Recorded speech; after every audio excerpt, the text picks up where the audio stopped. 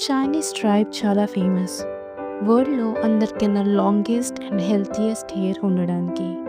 Women వాళ్ళ 80స్‌లో ఉన్న still ఒక్కటి కూడా గ్రే హెయిర్ లేదు. కంపెనీస్ ఇంకా రీసెర్చర్స్ వాళ్ళందరూ విలేజ్‌కి విజిట్ అయినారు. అసలు ఏం సీక్రెట్ ఉంది అని కనుక్కోడానికి.